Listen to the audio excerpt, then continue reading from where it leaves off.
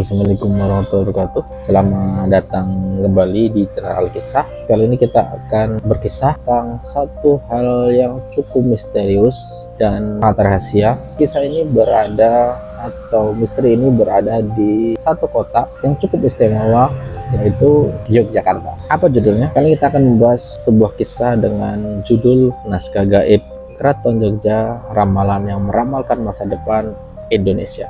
Di sebuah ruangan tersembunyi di dalam Keraton Yogyakarta di Ningrat tersimpan ratusan naskah kuno yang tak pernah diterbitkan. Tidak ada di Google, Wikipedia, bahkan tidak semua ahli sejarah boleh melihat naskah-naskah ini. Naskah-naskah ini ditulis dalam aksara Jawa kuno menggunakan tinta dari getah pohon aren pada lembaran daun lontar yang telah berusia ratusan tahun. Beberapa sudah rapuh, bagian lagi masih utuh, seolah-olah dilindungi oleh sesuatu yang lebih besar dari waktu. Namun dari semua naskah itu ada satu yang membuat para juru kunci, abdi dalam, dan bahkan ilmuwan terdiam, sangat diam hingga hening. Apa itu? Namanya adalah Serat Kala Gentayangan, sebuah manuskrip yang konon ditulis oleh seorang bertapa bernama Ranggawasita II. Bukan Ranggawasita yang terkenal di Surakarta, tapi murid rahasia yang hidup di bawah bayang-bayang Gunung Merapi pada abad 19. Ia meramalkan masa depan Indonesia dengan sangat-sangat detail yang sulit untuk dipercaya nalar sehat. Ramalan pertama yaitu ramalan yang terlalu akurat. Dalam Serat Kala Gentayangan tertulis sakwise jaman Ratu Loro ana ratu siji sing ora nganggo mahkota, asale sang kidul dadi pemimpin tanpa pedut. Artinya setelah zaman 200 akan muncul satu pemimpin tanpa mahkota berasal dari selatan menjadi pemimpin tanpa pedut atau tanpa pengawalan yang ketat. Ramalan ini diyakini sebagai ramalan saat Jokowi naik tahta, yaitu ramalan mulai mendapat perhatian pada tahun 2015. Ini sempat viral ya dulu. Jokowi Widodo awalnya sebagai wali kota Solo yang dikenal sering berusukan tanpa banyak pengawalan, terpilih sebagai presiden yang naik setelah menjabat di Jakarta. Setelah itu, sebelum selesai dia menjabat, dia naik menjadi presiden. Yang lebih menyenangkan lagi yaitu anak desa kerja tangan menjadi raja di negara gede. Artinya itu anak desa pekerja tangan menjadi raja di negara besar, yaitu Indonesia. Presiden maksudnya. Jokowi lahir di Solo, anak tukang kayu, bekerja sebagai pengrajin mebel sebelum masuk politik. Dan yang paling mengguncang adalah tahun kapisan suwidak papat bakal anak gempa gede ing wewengkon Segara Kidul, banjur ana wabah kang nyablok bumi tanpa pandang bulu. Ini ya diartikan sebagai pada tahun 24 akan terjadi gempa besar di kawasan Laut Selatan, lalu datang wabah yang menyapu bumi tanpa pandang bulu. Ramalan ini ditulis sekitar tahun 1870-an. Gempa besar di selatan maksudnya bisa jadi merujuk pada potensi megatrus di zona subduksi di Jawa ya. Wabah yang menyapu dunia tanpa pandang bulu ini itu terdengar sangat mirip dengan pandemi global di tahun 2020. Bagaimana mungkin seorang di abad 19 bisa meramal semacam ini di masa depan? Lalu untuk ramalan yang kedua yaitu siapakah Ranggawasita II ini? Nama aslinya adalah Ki Ageng Purbowiseso, seorang tabib dan penjaga ritual di lereng Merapi. Ia bukan bangsawan, bukan ulama resmi, tapi ia dikenal memiliki kemampuan aneh. Bisa tidur selama 3 hari tanpa makan, lalu bangun dengan membaca ramalan yang belum pernah ia pelajari. Menurut catatan lisan dari keturunan abdi dalam, Ki Ageng sering menghilang selama berminggu-minggu. Saat kembali, ia membawa gulungan lontar baru. Katanya diberi oleh leluhur di balik kabut. Ia menolak semua tawaran jabatan, hanya mau tinggal di gubuk kecil di dusun Turko. Dan sebelum meninggal, konon di tahun 1891 ia berpesan, simpen serat iki nganti jaman wis siap, ojo dibuka sadurunge wong bisa maca masa ngarep, kaya carane langit maca bumi. Artinya simpan naskah ini hingga zaman tiba. Jangan dibuka sebelum manusia bisa membaca masa depan seperti cara langit membaca bumi. Naskah itu disegel dan hanya boleh dibuka oleh sultan yang memahami arti sebenarnya dari kekuatan yang rendah hati. Konon Sultan Hamengkubuwono ke-10 membukanya secara diam-diam pada tahun 2013, setahun sebelum Pilpres dimulai.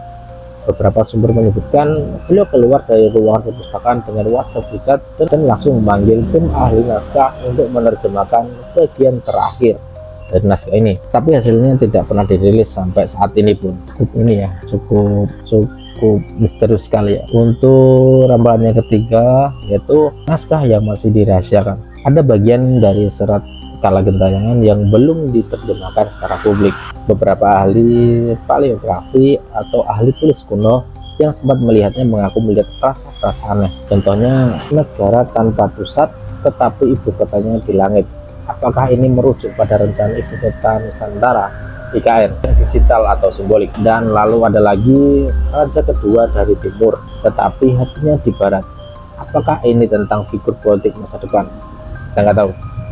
Ada lagi air sungai akan naik ke istana tapi bukan karena hujan. Apa kira-kira? Banjir akibat perubahan iklim atau metafora korupsi? Ada lagi ramalan yang cukup kontroversial ya, yaitu tahun 2020 ana prastawa agung ing isih wetan, negara dipecah dadi loro dening tembok kang ora kelihatan.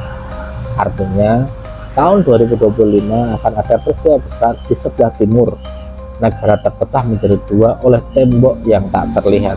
Apakah ini merujuk pada konflik Papua, perpecahan sosial akibat media digital, atau sesuatu yang belum pernah terjadi sebelumnya? Tidak ada yang tahu kan, sampai saat ini pun tidak ada yang tahu. Lalu untuk penelitian yang keempat, atau bisa disebut penelitian yang dihalangi, pada tahun 2020 kemarin seorang peneliti dari Universitas Gadjah Mada, Dr. Larasati Pramesti, mengajukan izin untuk meneliti surat Kalagentayangan.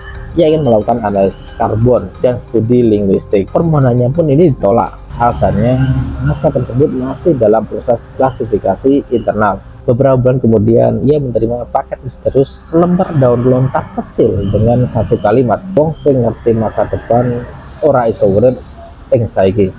Artinya, orang yang tahu masa depan tidak bisa hidup di masa kini. Tak lama setelah itu, proyek penelitiannya dibatalkan oleh fakultas dengan alasan tidak relevan secara akademik.